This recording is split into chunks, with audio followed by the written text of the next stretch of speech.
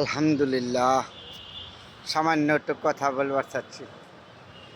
এই যে দুনিয়া কিসেরও লাগিয়ে একটা কথা আছে না, আমরা একদিন চলে যাব এই সব কিছু রেখে। এই গাছপালা, আগুন, বাতাস, পানি যা আছে সব কিছু রেখে একদিন চলে যাব। আপনি চলে যাবেন, আমি চলে যাব, কেউ থাকবো না চিরদিন।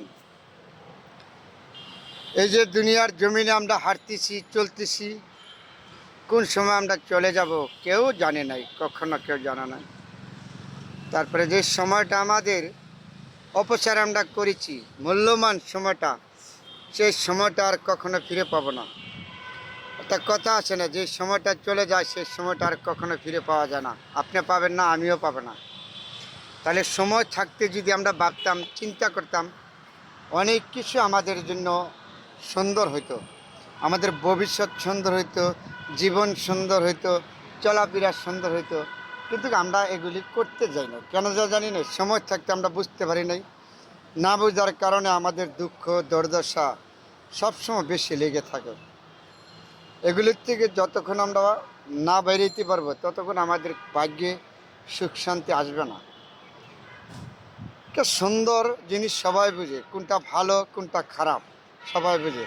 তারপরে বুঝেও কেন জানি আমরা এই খারাপ কাজগুলি করি, খারাপ কাজে থাকি, কাকে ঠকাবো, কাকে আঘাত করব, কাকে মাইরে আনবো, এগুলির থেকে আপনার আমার সবার বেরিয়ে আসতে হবে। তা কথা জেনে রাখবেন, অহংকার, হিংসা হইল একজন মানুষের পতনের মূল্য। হিংসা অহংকার কখনো কারোর জন্য কোনো উপকার আসে নাই, ক্ষতি ছাড়া। তাহলে এগুলিতে যদি না বেরোতে পারেন তাহলে আপনি কখনো আমরা সফল হইতে পারবেন না। এই যে বলে কয় আর দুঃখ দুর্দশা, দুঃখ দুর্দশা তা আমি নিজে তৈরি করেছি, আল্লাহ তো দেন। আল্লাহকে আদম অতি যত্ন সহকারে আদম সৃষ্টি করেছে। এই পৃথিবীতে সর্বর থেকে প্রিয় হইল আদম। আল্লাহ পাক রব্বুল আলামিনের আদরের প্রিয় হইল আদম। সে আদম হয়ে আমরা অনেক সময় আমরা আল্লাহর কাজ করতে পারি না, আল্লাহর নির্দেশ আমরা মানি নাই, অমান্য করি, যত আকামুকাম আছে আমরা করি। কিন্তু আকামুকামের দিকে আমাদের নজর দেশটা বেশি থাকে। এগুলির থেকে সবাই দূরে থাকতে হবে। আজ আমি এখানে দাঁড়িয়ে কথা বলেছি, এক সেকেন্ডের আমার কোনো ভরসা নাই, নিঃশ্বাসের কোনো বিশ্বাস নাই। যে কোনো মুহূর্তে আমি চলে যেতে পারি এই দুনিয়া ছেড়ে, আপনিও চলে যেতে পারেন।